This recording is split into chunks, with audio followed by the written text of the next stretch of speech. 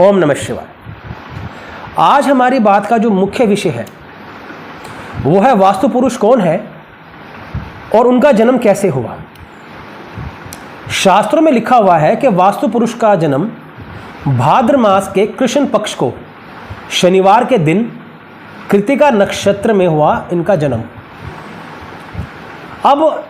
इनके जन्म के पीछे क्या कहानी है, जैसे शास्त्रों में लिखा हुआ है मैं वैसे ही उसे बताने की कोशिश करता हूँ। प्राचीन काल की बात है, एक महाभूत का जन्म हुआ जो बहुत ही विशालकाय था। जैसे उनका जन्म हुआ देवतागण उनको देख के डर गए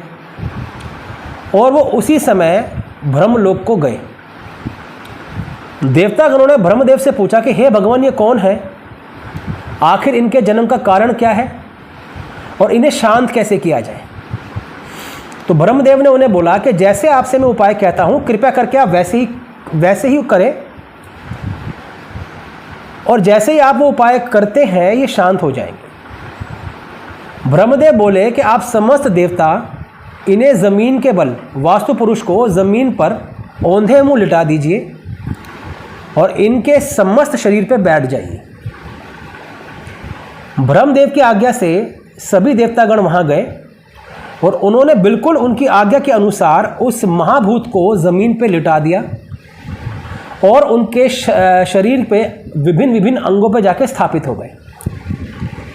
आपने यदि देखा होगा कि जब हम वास्तु पुरुष को देखते हैं तो उस पर 45 देवता लिखे हुए हैं, अलग अलग नाम उस पर लिखे हुए हैं। ये वही देवता है जो उस समय उस महाभूत के ऊपर जाके बैठे थे। जैसे ये घटना हुई तो उस महाभूत ने ब्रह्मदेव से पूछा कि हे भगवान, मेरे जन्म का जो कारण है वो आप ही हैं, आप ही के द्वारा मेरा जन्म हुआ है, तो ऐसा मेरे साथ क्यों हो रहा है, और यदि ऐसा रहेगा तो मेरा भरण पोषण कैसे होगा, मेरा पालन पोषण कैसे होगा, मैं अपनी क्षुधा को कैसे मिटाऊंगा और मैं कैसे आगे बढ़ूंगा। ब्रह्मदेव कहते हैं कि इस दुनिया में जितने भी लोग हैं, जब भी वो वास्तु शास्त्र से संबंधित हवन करेंगे, भोग अर्पित करेंगे या कोई बलि देंगे, तो वो भोग और बलि के द्वारा आपका पालन पोषण और भरण पोषण होगा। यदि कोई ऐसा व्यक्ति है जो वास्तु के अनुकूल अपने घर का निर्माण नहीं करता है या अपने कार्य क्षेत्र का निर्माण नहीं करता है, या जहाँ भी वो व्यक्ति रह रहा है या जिस भी कार्य हेतु उसने उस भवन का निर्माण किया है, यदि वो वास्तु सम्मत नहीं होगा तो जातक पे वास्तु का दोष लगेगा और दोष लगने के कारण उसको विभिन्न प्रकार की समस्याएं घेर लेंगी और आपके द्वारा उनका भक्षण होगा।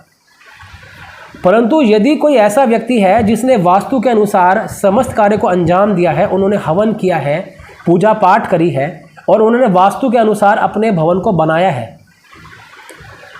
तो आपका आशीर्वाद और आपके द्वारा शुभत्व उनको सदैव प्राप्त होता रहेगा और उन्हें कभी जीवन में कोई परेशानी का सामना करना नहीं पड़ेगा। आज के समाज में आपने देखा होगा, जब भी कोई मकान बनता है तो अब सभी लोग चाहते हैं कि उनका जो कार्य क्षेत्र है या उनका जो घर है वो वास्तु के अनुसार बने, और जिनका भी जो कार्यस्थल है वो वास्तु के अनुसार बनता है उनको अनंत लाभ मिलते हैं, वो अपने जीवन में आगे बढ़ते हैं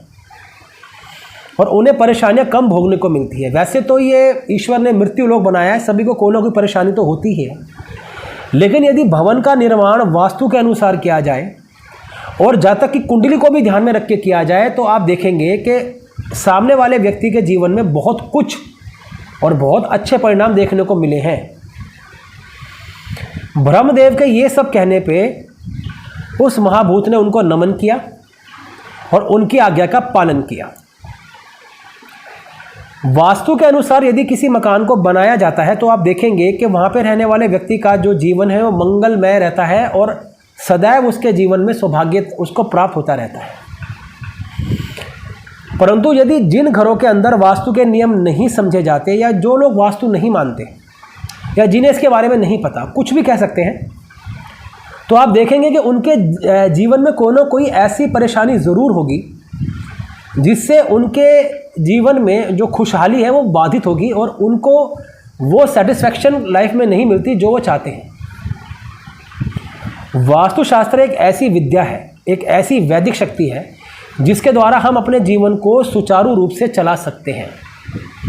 विधि का विधान इंसान नहीं बदल सकता, लेकिन यदि किसी तत्व को वो सही ढंग से समझ जाए